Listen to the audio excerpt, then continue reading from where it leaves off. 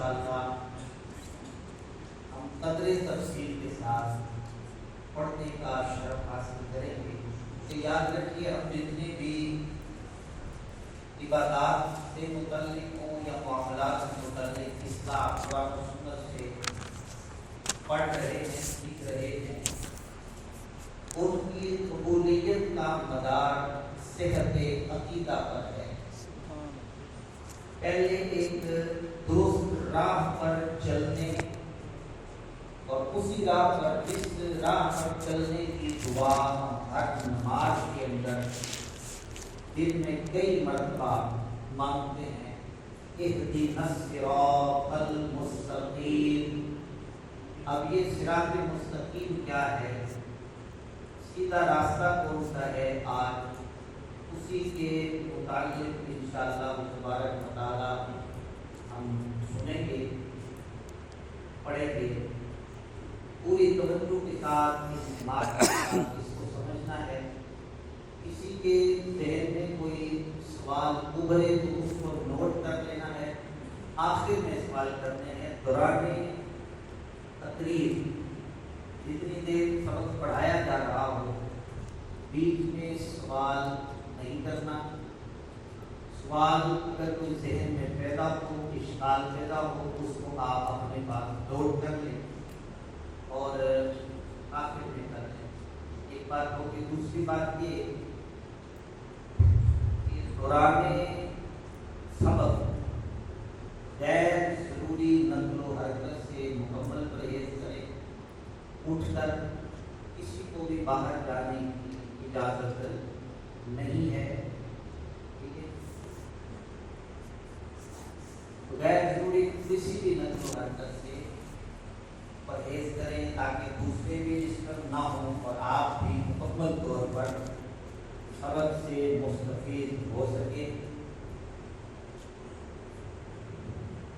قرآن مجید فرقان حمید کی سورہ انعام اور آیت نمبر 153 کا میں نے ذکر کیا ہے۔ اللہ تبارک و تعالی جل وعلا فرماتا ہے، وَأَنَّ هَذَا صِرَاطِي مُسْتَقِيمًا فَاتَّبِعُوهُ، اور یہ کہ میرا سیدھا راستہ ہے تو اس پر چلو، اور دوسری راہوں پر وَلَا تَتَّبِعُوا السُّبُلَ فَتَفَرَّقَ بِكُمْ عَنْ سَبِيلِهِ ذَلِكُمْ وَصَّاكُمْ بِهِ لَعَلَّكُمْ تَتَّقُونَ، اور دوسری راہوں پر نہ چلو ورنہ وہ راہیں تمہیں اس کے راستے سے جدا کر دیں گی۔ تمہیں یہ حکم فرمایا ہے تاکہ تم پرہیزگار ہو جاؤ۔ آیت کا ترجمہ پھر سماعت فرما لیں۔ اللہ تبارک و تعالی جل جلالہ فرماتا ہے، اور یہ کہ میرا سیدھا راستہ ہے، اور یہ کہ میرا سیدھا راستہ ہے۔ اب اس سے پیچھے کچھ چیزوں کو اللہ تعالیٰ نے بیان کر دیا ہے۔ یا فرمایا ان ھذا صراطی مستقیما فاتبعوہ، اور یہ کہ یہ میرا سیدھا راستہ ہے تو اس پر چلو، اس پر چلو۔ ولا تتبعوا السبل،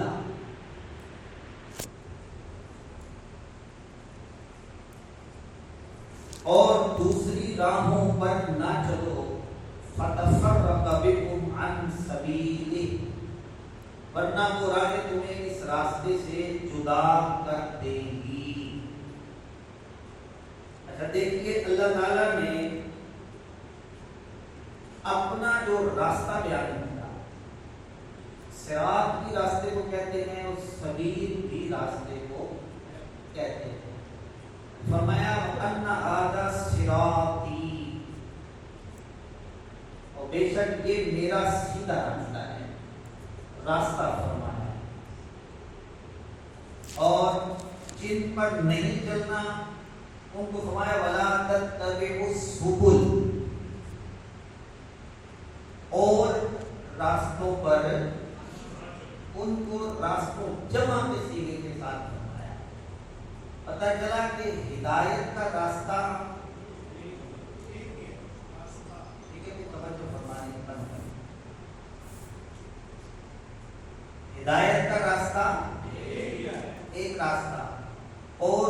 ہدایت کے علاوہ راستے ہیں، جو ہدایت کے راستے سے ہٹا دینے والے راستے ہیں۔ وَلَا تَتَّبِعُوا السُّبُلَ، سبیل کی جمع ہے، فرمایا کہ اور راہوں پر نہ چلو ورنہ کیا ہوگا، فَتَفَرَّقَ بِكُمْ عَنْ سَبِيلِهِ، وہ تمہیں اس کے راستے سے جدا کر دیں گی۔ جو ہدایت کا راستہ ہے، اللہ کا راستہ ہے، وہ دوسری راہیں تمہیں اس راستے سے کیا کر دے گی، جدا کر دیں گی۔ اب یہ فرمایا کیوں کہ ایک راستے پر چلو، ذالکم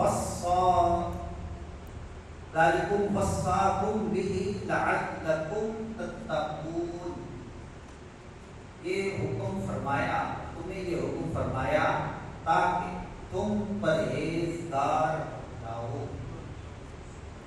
پتہ چلا کہ ایک راستے پر چل کر پرہیزگاری ملتی ہے، ایک راستے پر چل کر ہدایت ملتی ہے، ایک راستے پر چل کر کامیابی ملتی ہے، ایک راستے پر چل کر نجات ملتی ہے، اور ایک راستے پر ہی چل کر بندہ سرخرو ہوتا ہے۔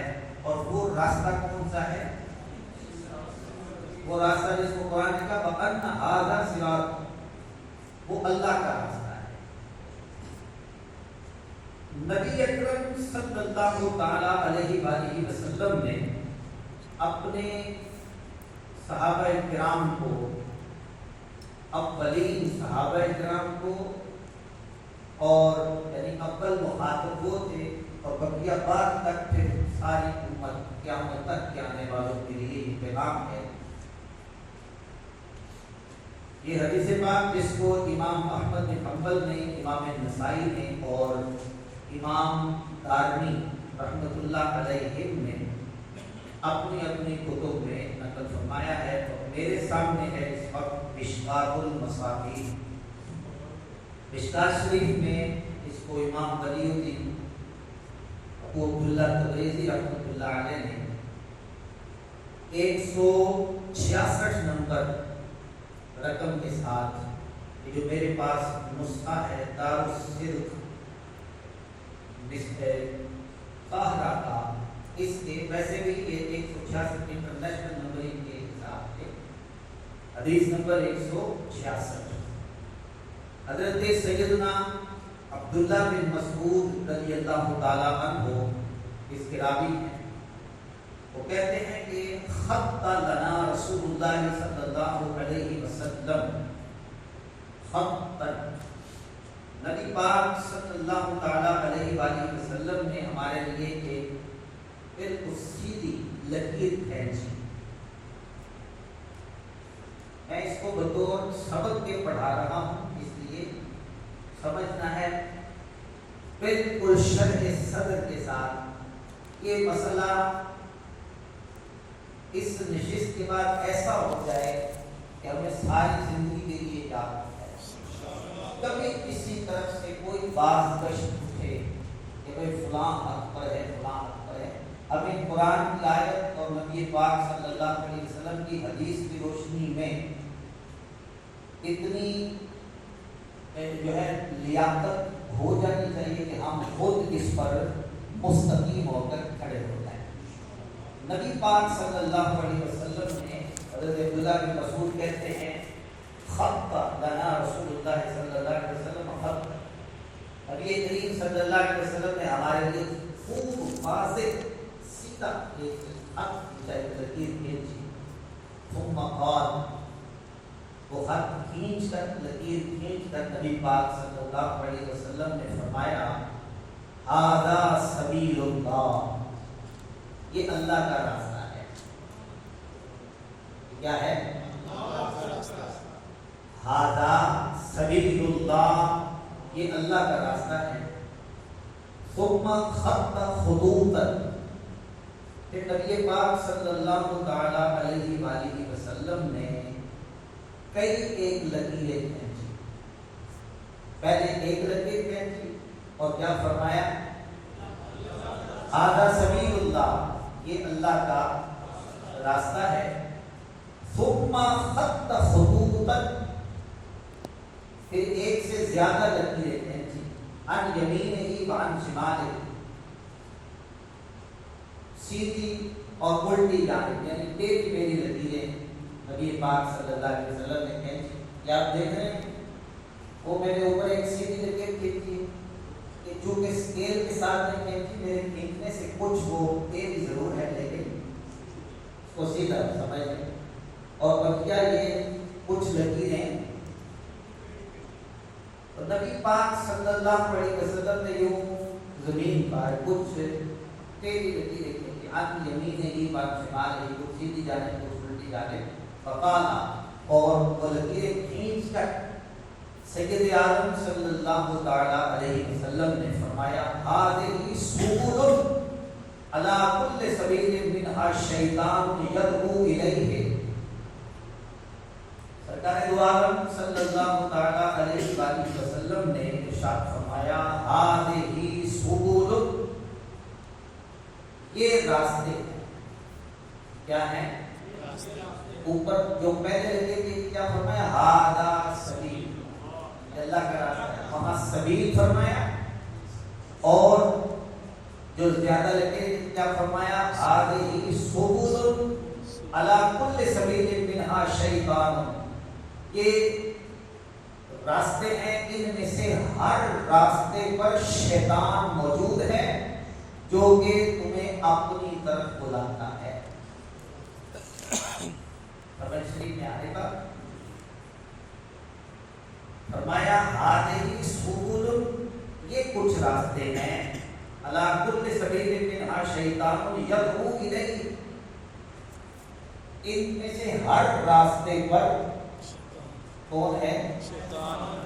پہلے راستے کے بارے میں فرمایا ھذا سبیل، وہ کیا ہے؟ اللہ کا راستہ ہے، اور یہاں فرمایا ہر راستے پر شیطان موجود ہے، وہ تمہیں اپنی طرف بلاتا ہے۔ وقارا، پھر نبی پاک صلی اللہ علیہ وسلم نے پڑھا، تلاوت کی اس کی وہی آیت جو ہم نے ابھی پڑھی ہے، وقارا وَأَنَّ هَذَا صِرَاطِي مُسْتَقِيمًا فَاتَّبِعُوهُ، پھر نبی پاک صلی اللہ علیہ وسلم نے یہ آیت کریمہ تلاوت فرمائی کہ وَأَنَّ هَذَا صِرَاطِي مُسْتَقِيمًا فَاتَّبِعُوهُ، بے شک یہ میرا سیدھا راستہ ہے، تم اس کی اتباع کرو، تم اس کی اتباع کرو۔ اچھا یہ دیکھیے، اس کو لاجیکلی طور پر، منطقی طور پر آپ دیکھیں تو ہمارے آقا و مولا صلی اللہ علیہ وسلم نے دو راستوں کا ذکر کیا ہے، یہ ایک راستہ ہے، یہ دوسرا راستہ، اور اس یہ اگر کہ کئی راستے ہیں لیکن ایک راستہ اس کے مقابل یہ ایک ہی راستہ ہے، تو گمراہیت کے جتنے بھی راستے ہیں وہ سارے حق کے راستے کے مقابل ایک دوسرا راستہ ہے۔ نبی پاک صلی اللہ علیہ وسلم نے پہلے سیدھی لکیر کھینچی اور فرمایا ھذا سبیل اللہ، یہ اللہ کا، یہ کیا ہے؟ اللہ کا۔ اور پھر بعض روایتوں میں 6 لکیریں تھیں، اس لیے میں نے 6، لیکن 6 میں سے 6 شاخیں مزید نکلی، لیکن ضرب دیکھ کے بن جاتی 36 ہو گئی۔ اس کو پھر ضرب دیں، وہاں تک قدر پہنچتی ہے 36 اور 36 72، اور 72 ہی فرقے ہیں جن کا ذکر وہ اگلی حدیث میں ہم پڑھتے ہیں۔ اس کو یہ سمجھ لیں کہ حق کا راستہ جو ہے وہ ایک ہے، حق کا راستہ، حق کا راستہ ایک راستہ ہے، اور گمراہی کے راستے کئی راستے ہیں، متعدد راستے۔ اس سے جو بات میں بتانا چاہتا ہوں، کیا بھی حدیث پڑھتے ہیں اس میں بالکل باتیں ہیں کہ یہ جو سوچ ہے نا، یہ فکر ہے، میں پہلے بتا دوں، ہم فرقہ واریت پر اگر کوئی کہتا ہے کہ ہم لعنت بھیجتے ہیں، یعنی کوئی صرف رٹی رٹائی بات کے طور پہ کہے کہ ہم کی فرقہ واریت میں لعنت بھیجتے ہیں، تو میں اس سے کوئی 10 گنا زیادہ، یعنی اتنی مرتبہ کہ جب تک میری سانس نہ ٹوٹ جائے میں کہتا رہوں فرقہ واریت اس طرح ہم دیکھیں. یہ یاد رکھیں کہ مسئلے کو سمجھنا، حق راستے کا تعین کرنا اور برے راستے کو چھوڑنا، یہ فرقہ واریت نہیں، یہ فرقہ واریت جائے گا. تو اس مسئلے کو ڈسکس کرنا کہ حق پر کون ہے، یہ فرقہ واریت نہیں. یہ اتنی بات کلیئر ہو. دیکھیے آپ آئے ہیں دور و نزدیک سے آتے ہیں، ہم آپ کو یہاں پر آ رہے ہیں، آپ کے لیے کئی چیزوں کا ارینج کیا، کوئی فیس نہیں، کیونکہ ہم آپ میں سے کئی ایسے بیٹھے ہیں،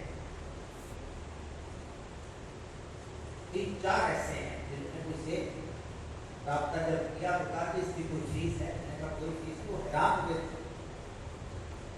ہوئے تھے، اتنے بھاری بھرکم انعامات اور فیس کی نہیں ملی، کوئی فیس نہیں، فیس بھی نہیں ہے. یہ خیر خواہی کا ایک جذبہ ہے. جب ہم آپ کو مسائل سکھا رہے ہیں، احکام سکھا رہے ہیں تو عقیدہ سب سے افضل ہوتا ہے. یہ خیر خواہی کی نیت سے ہے، کسی کو زرد پہنچانا، کسی کو جو ہے کسی کی اگر فکر کسی خاص طبقے کے ساتھ ہے تو اس کو بالجبر اس سے ہٹانا مقصد نہیں، بلکہ ایک حق کی راہ دکھانا جو قرآن و سنت سے واضح ہے، یہ مقصود ہے. اور اسی کے لیے آج کا یہ موضوع نے لکھا ہے اور میں نے فوراً سبق شروع کر دیا ہے تاکہ مسئلہ اچھی طرح سے سمجھ جائے. دیکھ حق کا راستہ ایک راستہ ہے اور گمراہی کے کئی راستے ہیں. تو اس سے یہ سوچ مردہ ہو جاتی ہے. جو لوگ یہ کہتے ہیں کہ نہیں جو جہاں لگا ہوا ہے بس وہ ٹھیک، یہ بھی تو قانون میں پڑھتے ہیں جو جتنے لگی ہے بس سب اپنی خبر آ نہیں. اللہ تبارک و تعالیٰ نے ایک راستہ بتایا ہے، ان ھذا صراطی مستقیما فاتبعوہ، یہی میرا سیدھا راستہ ہے، اس کی کیا کرو، اتباع کرو، اس راستے پر چلو. اور بقیہ راستہ تو نبی کریم صلی اللہ علیہ وسلم نے بھی حق کا راستہ ایک راستہ بتایا اور بقیہ کو سبل فرما کر فرمایا کہ ان میں سے ہر راستے پر کون بیٹھتا ہے، شیطان بیٹھتا ہے اور وہ تمہیں اپنی طرف بلاتا ہے. اب اس سلسلے میں ایک اور حدیث جس کے اندر یہ بات بالکل واضح ہو جاتی ہے، تو اس بات جو ہمارے سبق کا عنوان ہے وہ بھی اسی سے مل جائے گا. حضرت عبداللہ بن عمر رضی اللہ تعالیٰ عنہ سے یہ حدیث پاک منقول ہے. حدیث کا نمبر آپ نوٹ کرنا چاہیں مشکات شریف سے 171 نمبر، اور یہی حدیث جامع ترمذی شریف میں ہے 2641 نمبر. صحیح حدیث ہے. جامع ترمذی حدیث کا نمبر ہے 2641. نبی اکرم نور مجسم صلی اللہ علیہ وآلہ وسلم نے ارشاد فرمایا وَإِنَّ بَنِي إِسْرَائِيلَ تَفَرَّقَتْ عَلَى سِنَتَيْنِ وَسَبْعِينَ مِلَّةً، بے شک بنی اسرائیل 72 فرقوں میں تقسیم ہو گئے. بنی اسرائیل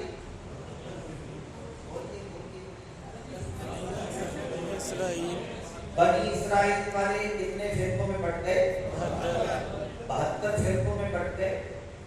حضور نے فرمایا وَتَفْتَرِقُ أُمَّتِي عَلَى 73 مِلَّةً، میری امت 73 فرقوں میں تقسیم ہو جائے گی.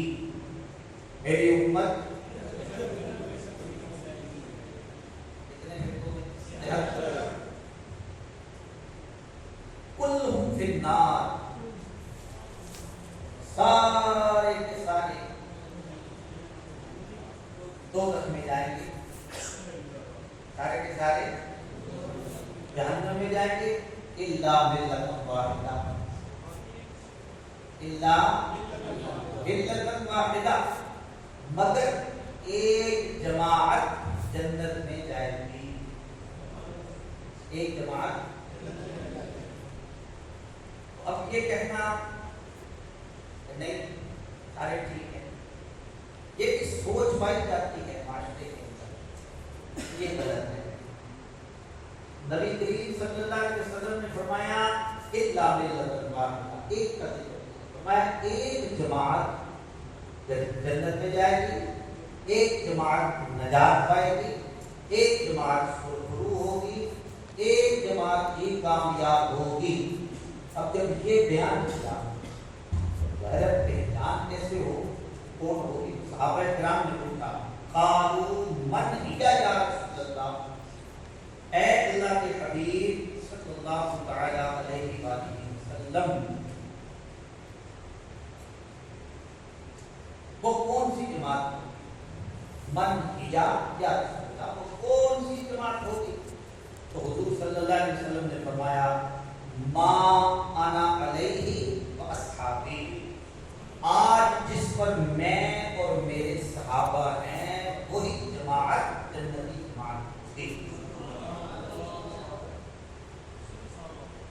حجت الاسلام سیدنا امام غزالی رضی اللہ تعالیٰ عنہ نے احیاء القلوب میں حدیث نقل کی ہے، اور حافظ زین الدین عراقی رحمۃ اللہ علیہ نے اس پر اس حدیث کی اسناد پر تبصرہ کرتے ہوئے یہ کہا ہے کہ اس کی تمام اسناد جو ہیں جید ہیں، ساری کی ساری سندیں اچھی اسناد۔ اب یہ علم اصول حدیث سے جن کو کچھ شبہ ہے وہ سمجھنے میں کیا کہہ رہا ہوں، یعنی یہ حدیث بڑی قابل اعتماد ہے۔ اس حدیث کے اندر نبی پاک صلی اللہ علیہ وسلم سے پوچھا گیا کہ وہ جماعت کون ہوگی، تو حضور نے نام لیا تھا، فرمایا وہ اہل السنت والجماعہ، وہ اہل سنت والجماعہ۔ الملل والنحل کے اندر علامہ عبدالکریم شہرستانی رحمۃ اللہ علیہ نے اور تلبیس ابلیس میں حافظ ابن جوزی رحمہ اللہ نے بھی حدیث نقل کی ہے، باقاعدہ نام ذکر کیا ہے کہ جنت میں جانے والی جماعت اہل سنت والجماعت ہوگی۔ تو ان دونوں احادیث سے جو بات معلوم ہوئی وہ یہ کہ جنت میں جانے والی جو جماعت ہے وہ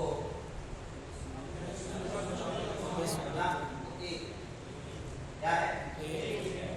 پہلے اس چیز سے اچھی طرح سمجھ کرنا شروع ہو کر نکلے نہ، پہلے تو اس بات پر بالکل اٹل ہو جائیں کہ یہ جو بات ہے نا کہ بھائی سارے ٹھیک ہیں، یہ اصل میں سارے ٹھیک والا جو نغمہ ہے یہ وہ لوگ لاتے ہیں جن کو سب کو راضی کرنا ہوتا ہے، اور اس میں مقاصد اپنے اپنے ہوتے ہیں۔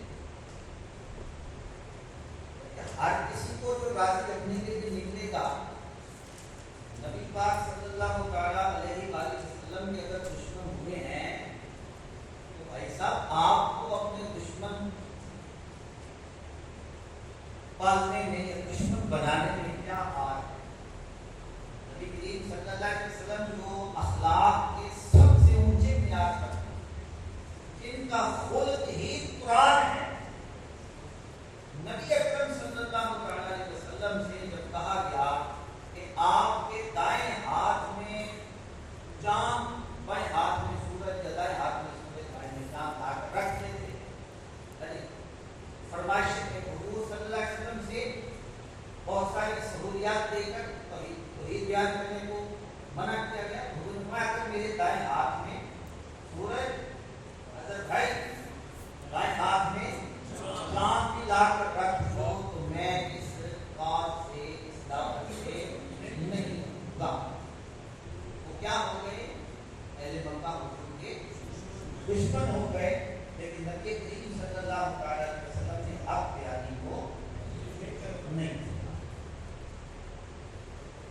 یہ بھی اس کو حق بیانی میں بیان کیا جائے. نبی پاک فرما رہے ہیں ایک جماعت جنت میں جائے گی یہاں کیا ہے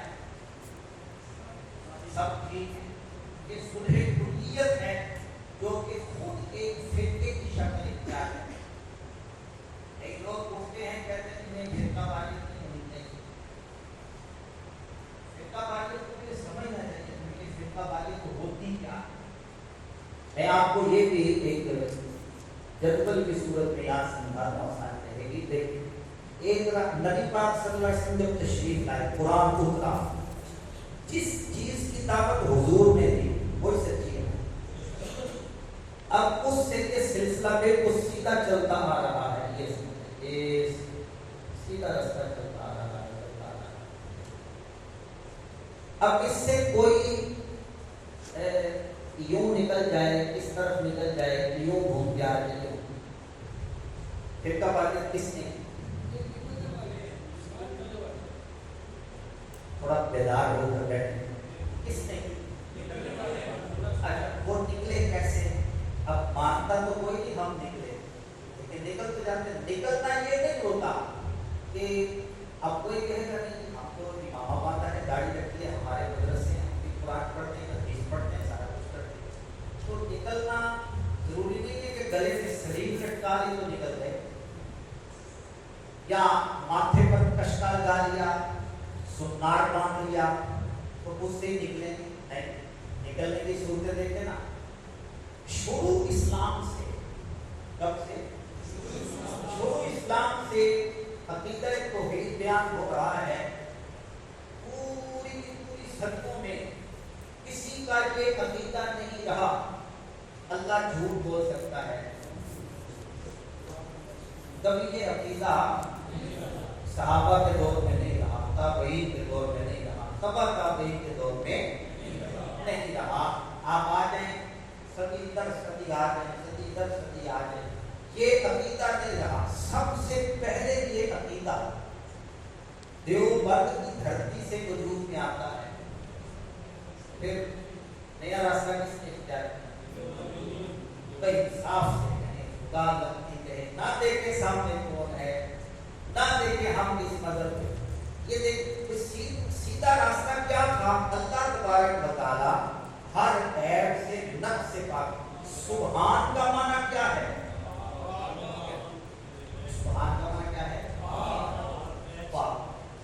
اچھا پاک ہونا یہ کیا ہے؟ اللہ تعالیٰ کے لیے پاکی یہ نہیں ہے کہ وہ وضو کرے تو پاک, غسل کرے تو پاک نہیں. اس کا پاک ہونا کیا ہے کہ وہ ہر نقص سے ہر عیب سے پاک, ہر نقص سے اور عیب سے. اب جس نے یہ عقیدہ گھڑا نیا راستہ اسی نے نکالا نا. سمجھ رہے بات؟ شروع سے عقیدہ چلتا آ رہا ہے. تو قرآن مجید میں ماکان محمد ابا احد من رجالکم ولکن رسول اللہ وخاتم النبیین. نبی پاک صلی اللہ علیہ وسلم خاتم النبیین ہیں. اب خاتم النبیین کا معنی کیا ہے وہ نبی پاک صلی اللہ علیہ وسلم نے خود بیان کر دیا. انا خاتم النبیین لا نبی بعد, لا نبی یا. اب کوئی اٹھ کر کہے کہ نہیں, بعض کشف سنائی دے علماء دیوبند کی طرف سے کیا کہ اس میں جو خاتمیت محمدی ہے وہ زمانے کے اعتبار سے نہیں ہے. اگر حضور کے زمانے میں یا بعد کوئی نبی آ جائے تو خاتمیت محمدی پر فرق نہیں پڑتا. تو یہ ختم نبوت کا انکار کس نے کیا؟ ایک سیدھی راہ سے نئی راہ کس نے نکالی؟ تو جس نے یہ عقیدہ بنایا اس نے نکالی نا. اسی طرح کے کئی عقیدے ہیں جنہوں نے وہ راہ نکالی, انہوں نے فرقہ واریت کی. فرقہ واریت کس نے کی؟ یہاں ایسی ہے الٹا چور کوتوال کو ڈانٹے. جنہوں نے فرقہ واریت کی ہے وہ ہمیں الزام دے رہے ہیں کہ تم فرقہ واریت کر. ہمارا اہل سنت و جماعت ہمارا دعویٰ ہے. میں اہل سنت و جماعت کا ایک ادنا سا خادم ہونے کے حیثیت سے, آپ دیکھیں پڑھے لکھے لوگ کہاں سے آئے, آپ آگے کئی جگہوں تک آپ بات پہنچائیں گے, پھیلائیں گے. علامہ ابن بصیرت میں یہ بڑے وثوق کے ساتھ کہتا ہوں, اہل سنت و جماعت کا کوئی عقیدہ توحید ہو, رسالت ہو, صحابہ کرام سے متعلق عقائد ہو, آخرت سے متعلق عقائد ہو, وہی جو ضروریات دین ہیں, کوئی عقیدہ اہل سنت و جماعت کا ایسا دکھایا جائے جس کی اصل قرآن و سنت میں نہ نہیں ملے گا. کوئی ایسا عقیدہ یہ آپ سارے اہل سنت ہے نا, اس پر ناز کریں, خوش ہوں کہ ہمارا کوئی عقیدہ ایسا نہیں ہے جو انگریز کے رہینے میں, جس کو انگریز نے فرمان چڑھایا ہو. ہماری کوئی کتاب ایسی نہیں ہے کہ جس کو لندن پریس کے اندر چھاپ کر مفت تقسیم کیا گیا ہو. جب غیر کسی کتاب کو چھاپے گا, فری تقسیم کرے گا, مقصد کیا ہوگا؟ جی پروفیسر صاحب بتاتے ہیں, پروفیسر سید الدین بتاتے ہیں کیا مقصد ہوگا اس کا. دشمن اگر ہماری کتاب کو وہ ان کے فائدے کی چیز ہوگی. اچھا جی, کتاب کا نام ہے تقویۃ الایمان. کتاب کا کیا نام ہے؟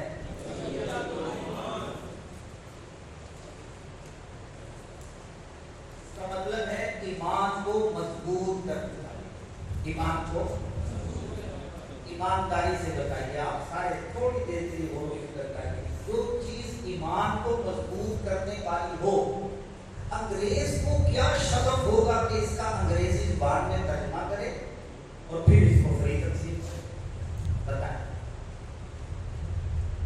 کیا فائدہ ہوگا؟ چودھری یاسین صاحب اتنی عمر ہو گئی ہے, بتائیں کیا ان کا فائدہ ہوگا. عبد الحفیظ صاحب بتائیے بات کو, یونیورسٹی پڑھتے ہیں, کالج میں پڑھتے ہیں, شاید کہ آپ پہلی دفعہ بات سن رہے ہیں.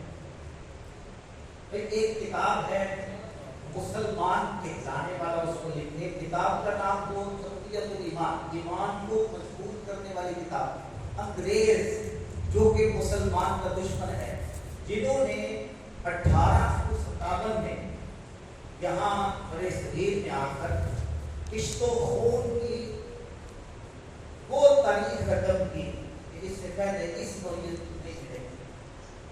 مسلمان علماء کی, عوام کی لاشوں کو کئی میل تک درختوں کے ساتھ لٹکا دیا گیا. تو کیا پڑی ہے اس تقویۃ الایمان کو انگریزی زبان میں چھاپ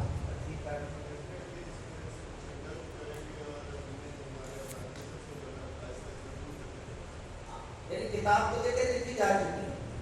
یہ کتاب ان کے حق میں ہے. کیوں؟ اب کیسے حق میں ہے, اب اس کتاب انگریز کو کیوں شغف ہے کہ وہ اس کتاب کو چھاپ رہا ہے, مفت تقسیم کر رہا ہے؟ کیوں؟ اس لیے اس کتاب میں لکھا ہے جس کا نام محمد یا علی ہے. اشارہ کس کی طرف ہے؟ جناب محمد رسول اللہ اور سیدنا مولا علی شیر خدا کرم اللہ وجہہ الکریم کی طرف. جس کا نام محمد یا علی ہے اس کو کسی چیز کا اختیار نہیں. اس کتاب میں لکھا ہے صرف اللہ کو مانو, رسول کو نہ مانو. اس کو چاہے گا ایسی کتاب جس سے مسلمانوں میں تفریق پیدا ہو, جس سے مسلمان آپس میں پھٹ پڑے, مسلمان آپس میں گروہ در گروہ ہو جائے. بتائیے فرقہ واریت کس نے؟ ارواح ثلاثہ کتاب کا نام ہے. لکھنے والے علماء دیوبند سے جناب مولوی اشرف علی تھانوی، ارباح ثلاثہ اس میں لکھا ہے، میں اختصار کے ساتھ بتا رہا ہوں، مولوی اسماعیل دہلوی کا، یہ اسماعیل دہلوی اس کتاب کا مصنف ہے، تقویۃ الایمان۔ یہ وہ کتاب ہے جو برے صغیر کے اندر سب سے پہلے اختلاف و انتشار کا سبب بنی، جس سے گروہ وجود میں آئے، مسلمانوں کی وحدت پارا پارا ہوئی، مسلمان آپس میں ڈیوائڈ ہوئے، تقسیم ہوئے، یہ وہ کتاب ہے، ٹھیک ہے نا؟ اس کے اندر اور بہت ساری چند ایک باتیں ذکر کی۔ اب اس کتاب اور اس کے مصنف کے بارے میں جناب مولوی اشرف علی تھانوی ارباح ثلاثہ میں کہتے ہیں، مولوی اسماعیل دہلوی نے کہا کہ میں نے ایک کتاب لکھی ہے، میں نے ایک کتاب لکھی ہے، اسی کتاب کی طرف اشارہ ہے، اور میں نے اس میں کیا یہ ہے کہ جو باتیں شرک خفی تھی، شرک چھوٹا شرک، میں نے ان کو شرک جلی بھی دیا ہے۔ یہ کتنا بڑا جرم ہے، کیونکہ ایک چیز شرک نہیں ہے، یعنی ریاکاری کی شرک ہے، لیکن وہ کون سا شرک ہے؟ اس سے مطلب کافر نہیں ہوتا، مشرک نہیں ہوتا۔ یہ کہتے ہیں جو شرک خفی تھی میں نے اس کو شرک جلی لکھ دیا ہے، جان بوجھ کر، اور اس کا اعتراف کر، کہتے ہیں میں نے اس کو شرک جلی لکھ دیا ہے۔ آگے سے کہتے ہیں کہ مجھے پتا ہے کہ اس کتاب کے آنے کے بعد مسلمانوں میں باہم انتشار ہوگا، لڑائی جھگڑے ہوں گے۔ دیکھیں کس طرح فرقہ واریت کی داغ بیل ڈالی گئی۔ کہتے ہیں کہ مجھے پتا ہے کہ شور اٹھے گا، لیکن آگے کہتے ہیں کہ لیکن کوئی بات نہیں، لوگ لاٹ بھیڑ کر خود بھی ٹھیک ہوتے ہیں، لاٹ بھیڑ کر، لیکن 2 صدیاں گزر گئے، ابھی تک یہ معاملہ ٹھیک نہیں ہوا۔ کیوں کہ دیکھیں نا بات کس پر کیا کیا ہے۔ اب اسی کتاب کے اندر لکھا گیا ہے، اللہ کی شان کے آگے بڑا ہو یا چھوٹا، بڑے سے مراد ہے انبیاء اور چھوٹے سے مراد اولیاء، بڑا ہو یا چھوٹا اللہ کی شان کے آگے جمال سے ذلیل ہے۔ اردو آتی ہے آپ سب کو؟ ٹھیک، اب اس سے دیکھیں نا سمجھنا ہے، ایک ایک لفظ سے بات کو سمجھیں گے۔ جب یہ کہا جمال سے ذلیل ہے، جمال سمجھتے ہیں، جمال سے ذلیل جب کہا، جی وہ اردو کے استاد ہیں، استاد محترم، بتائیں کہ حضرت ذرا جب یہ جمال سے ذلیل کہا تو کیا مطلب ہو گیا اس کا؟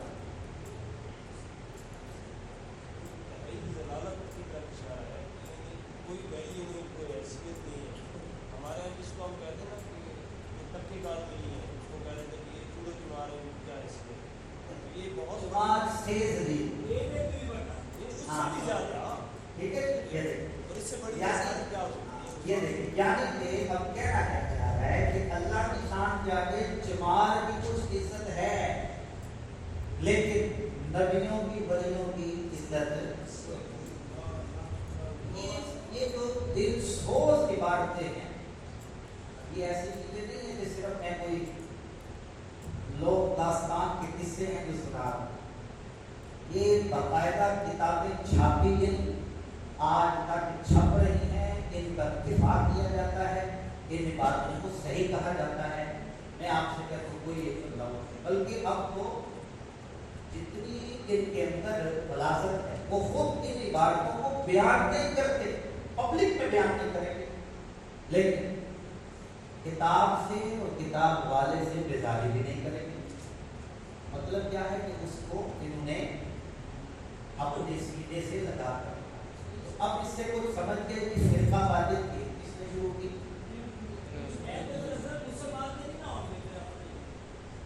بات کے سمجھ جو چیز کہنا چاہ رہا ہوں اس میں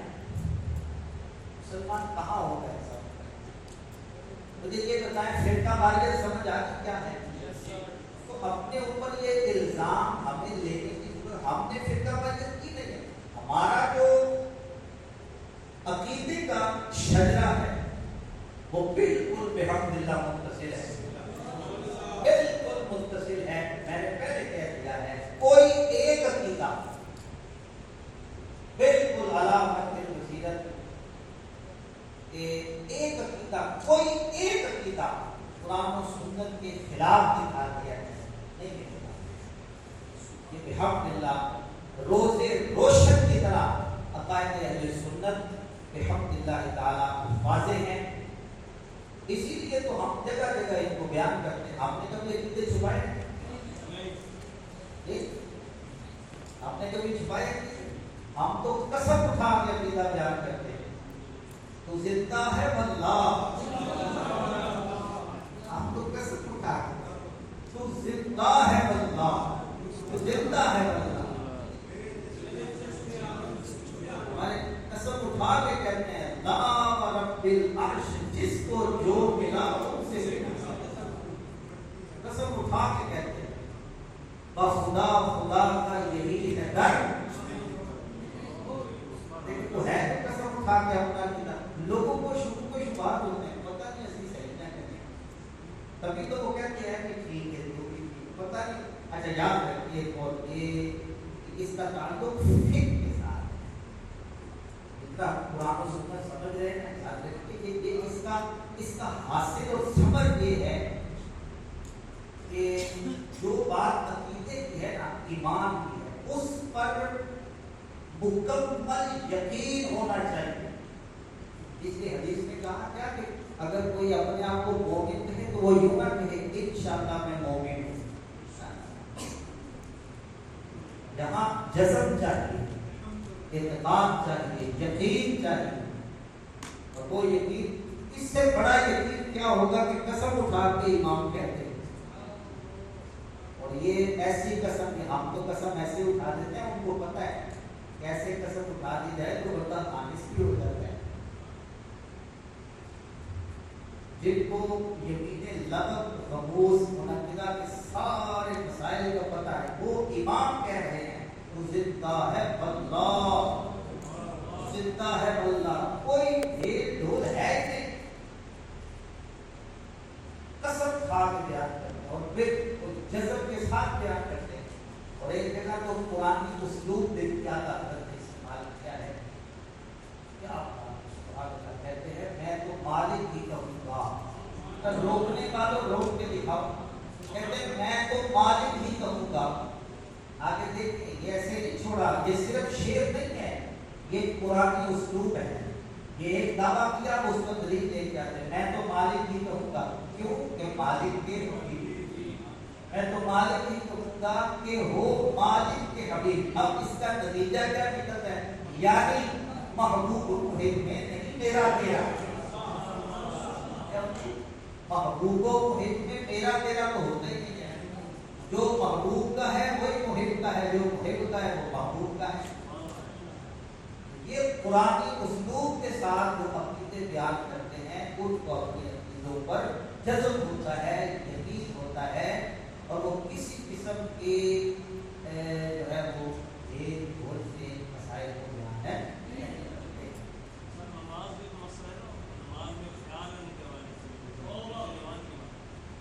وہ صراط مستقیم اسی اسماعیل دیوی کی کتاب ہے. انہوں نے بات چھیڑ دی ہے تو بیان تو ضرور کریں. دیکھیں اسماعیل دیوی کی کتاب ہے، توجہ. میں نے کہا یہ جذباتی ہو جاتے میں نے کہا تھا کیا اس وقت تک حضرت نے توجہ دلائی ہے. ایک عبارت نہیں کیا. دیکھیں لوگ کہتے ہیں کہ سمجھوتا کرنا، کیسے سمجھوتا کرنا؟ ان عقیدوں کے ساتھ سمجھوتا ہوتا ہے نہیں. آج کسی پیر کو کچھ کہتے ہیں نا سچی بات کا کچھ وہ سمجھوتا نہیں کرتے تو ہم نبی کے بارے میں نہ. اسماعیل دیوی کی کتاب ہے صراط مستقیم. اب دیکھیں نام کیا ہے؟ تقویت الایمان، ایمان کو مضبوط کرنے والی. ہمارے علماء کو کہتے ہیں نہیں تقویت الایمان، ایمان کو فوق کرنے والی کتاب. اور صراط مستقیم سیدھا راستہ اس کو صراط مستقیم اعلیٰ حضرت کو صراط شرع ہے. کیا ہے؟ اب اس میں دیکھیں کتنی ناپاک عبارت نہیں ہے. ایک ہے کہ اگر نماز میں بیل گدے خچر کا خیال آ جائے یہ اس سے بہتر ہے کہ نماز میں نبی کا خیال آئے.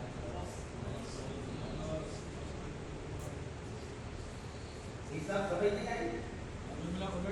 کتاب میں لکھا ہے کہ نماز میں نبی کا خیال آنا یہ برا ہے.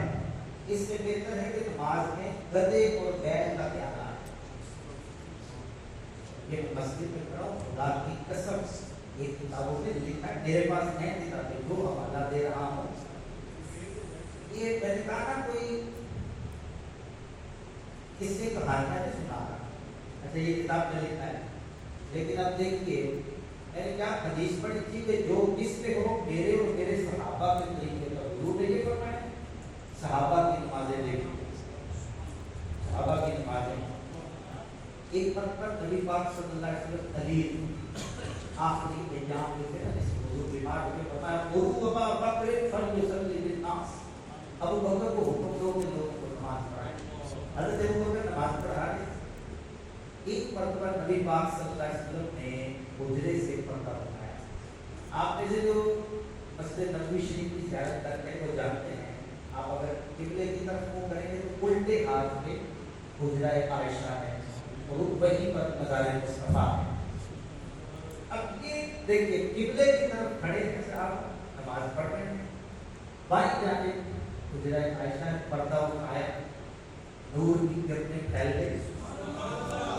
ہمارے آقا تو وہ ہے نا کیا مہکتے ہیں مہکنے والے منہ پہ چلتے ہیں پھٹکنے والے. ان کی مہک میں دل کے غصے کھلا دیے ہیں جس راہ چل دیے ہیں کوچے بتا دیے. صحابہ کرام نماز پڑھ رہے ہیں. دیکھیے دیکھیے دیکھیے شان مصطفیٰ نماز پڑھ رہے ہیں. سرکار نے پردہ اٹھایا.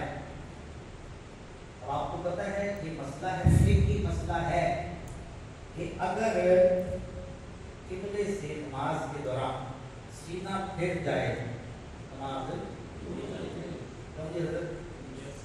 امام صاحبان ایسے یہ مسئلہ نماز ٹوٹ جاتی ہے فاسد ہو جاتی ہے. اب یہ بخاری شریف کی حدیث ہے. چلے میں یہ بھی بتا دوں تو بخاری کا نام لیتے ہیں لیکن آئے یہ حدیث پڑھ کے دکھائیں پھر اس کی شرح کر کے دکھائیں.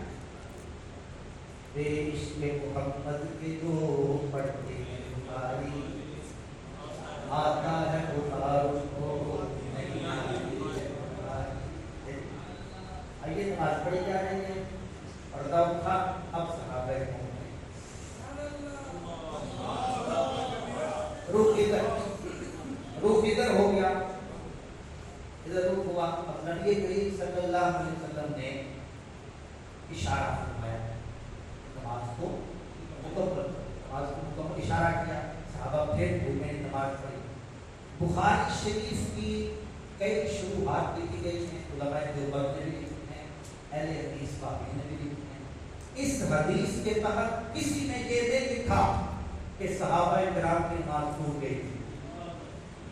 صحابہ کی نماز اللہ مسئلہ کیا ہے؟ مسئلہ کیا ہے؟ صدر اگر چہرہ بھی پھیرے تو نماز گئی. یہ تو سینہ پھرا ہے. لیکن کسی شرح میں اس حدیث کے تحت یہ نہیں لکھا کہ سرکار دو عالم صلی اللہ علیہ وسلم نے فرمایا نماز دوبارہ پڑھ لینا تمہاری نماز ٹوٹ گئی تھی. نہیں.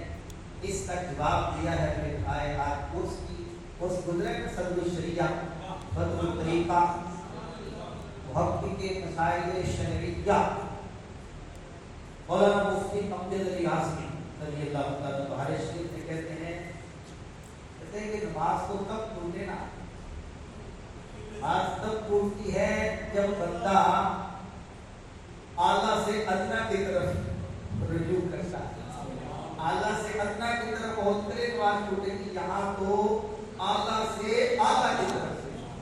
یہاں کس کی طرف آئے ہیں؟ جس کی طرف اعلیٰ حضرت بھیجتے ہیں حاجیوں آؤ شہنشاہ کا روضہ دیکھو کعبہ دیکھ چکے اب کعبہ تو کعبے کا کعبہ گنبد خضرا نہیں ہے کعبے کا کعبہ حضور ہیں جن کی ولادت ہوئی تو کعبہ اس طرف سجدے کر رہا تھا تیری آفت تھی کہ بیت اللہ مجرے کو جھکا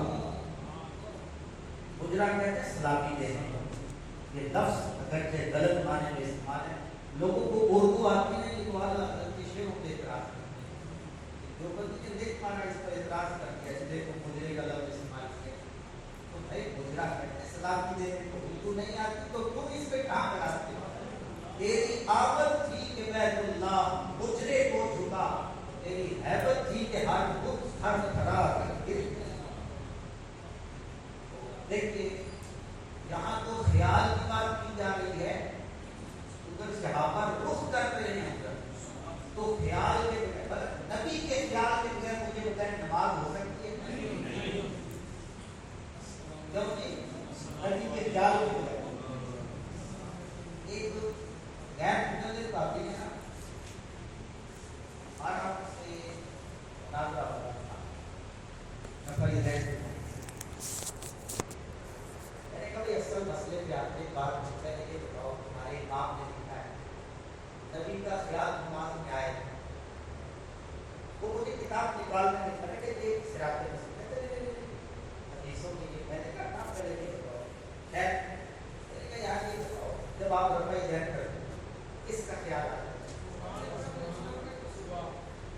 میں نے کہا جب رفع ذہن کرو گے رکوع میں جاتے رکوع سے اٹھ کے تیسری رکعت کے بعد تو یہ خیال کس کا ہے کہ کسی سنت ہے رسول اللہ نے خیال آیا تمہاری تو بات گئی نا اب رفع ذہن کرنا نہ کرنا یہ تو بات کا مسئلہ ہے کہ حضرت میں نے کہا بتاؤ خیال کس کا ہے کہا جب رفع ذہن کرو گے جب میں نے کہا کہ کوئی نماز مجھے بتائیں نبی کے خیال کے بغیر ہو سکتی ہے جب اتحیات میں بیٹھتے ہیں السلام علیکہ نبی کا خیال تو آ گیا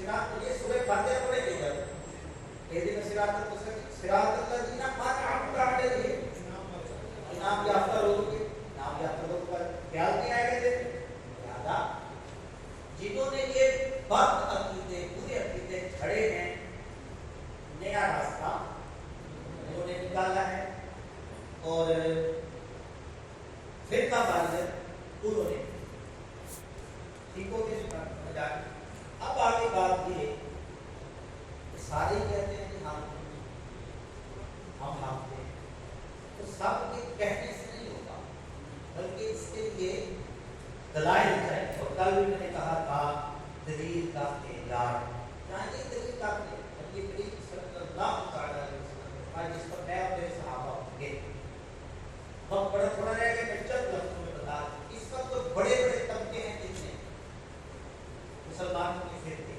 ہم پر اس لیے یہاں کے بات ٹھیک ہے نا ٹھیک ہے اہل سنتوں کا جماعت باقی دیوبندی اور یہ اچھا شیعہ کو تو نکالو نہیں کیوں وہ 3 یا 4 صحابہ کے علاوہ کسی کو مسلمان نہیں سمجھتے تو جو ان کو مسلمان نہیں سمجھتے وہ کس طریقے پر آئیں گے وہ تو نکل کے پیچھے کتنے رہیں گے 2 اب ہمیں ایک کسوٹی دے دی یہ بات صلی اللہ علیہ وسلم ایک طریقہ بیان کر دیا ایک ماڈل کے طور صحابہ کرام کو بتا دیا اب ہم نے یہ دیکھنا ہے کس کے عقیدے صحابہ کے مطابق اور عقیدوں کو چھوڑ کے صرف اس عقیدے پہ آ جائیں صحابہ کرام کا نظریہ کیا تھا تو ہم نے سن لیا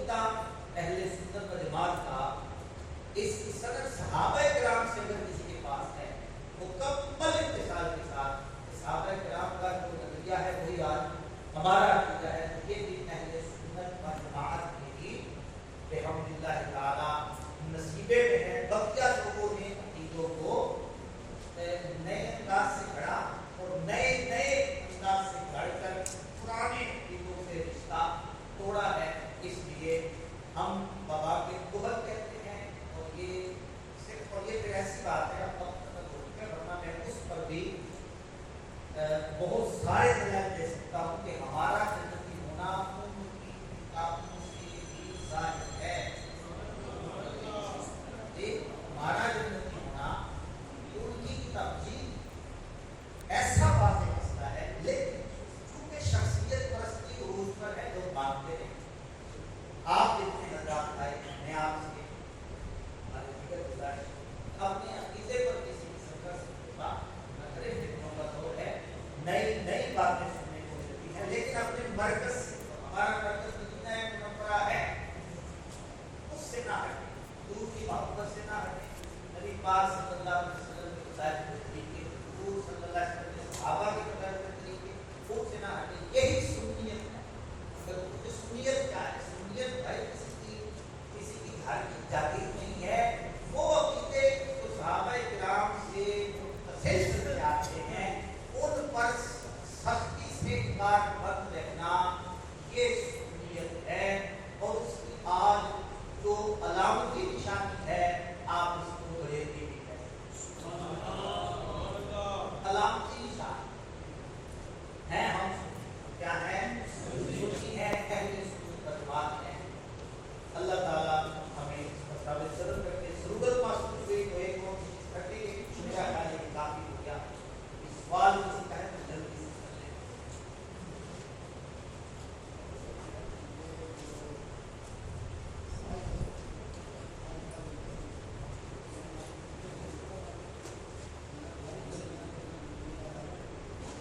اس میں مزید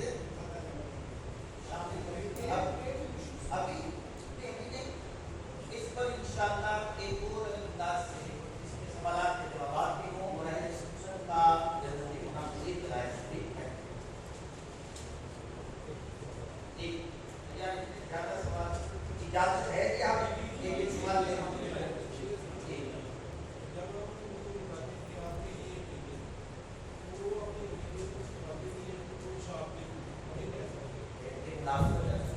لیکن اب کیسا پیارا لفظ بولا ہے، اپنے عقیدے کو چھپاتے ہیں اور چھاپتے ہیں. ایک تو کتنا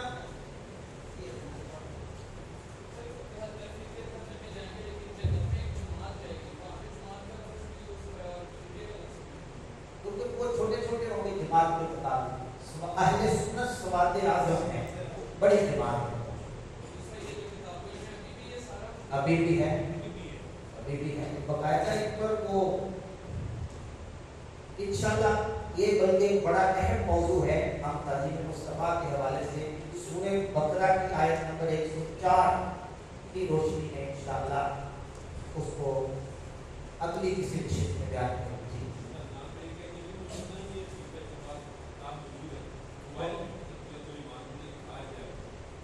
عبارت دکھا رہے تھے موجود ہے.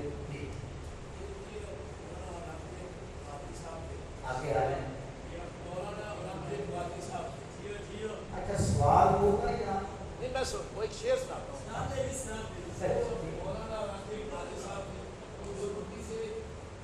پہلے سنت میں آئے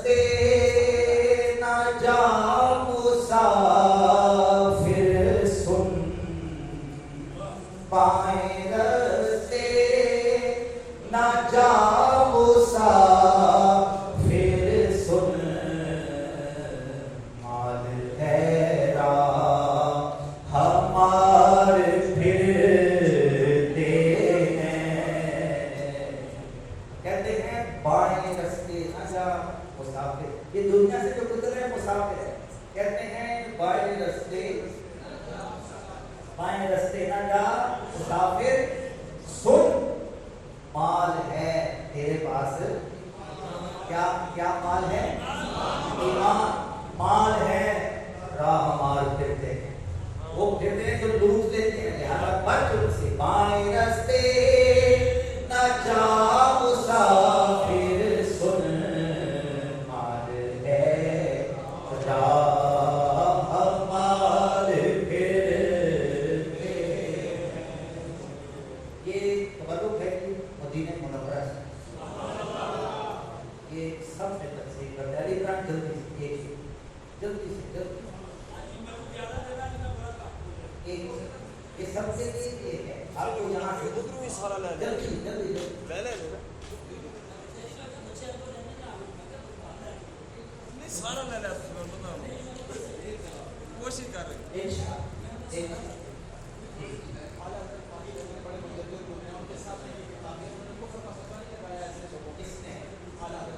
अगले नशिस्त में बताएं। आला हज़रत ऐसी मंडी छोटी है कि आज तक चीज़ों आला हज़रत ने नहीं किया, ये अगली नशिस्त में बताएं कि आला हज़रत ने क्या किया था।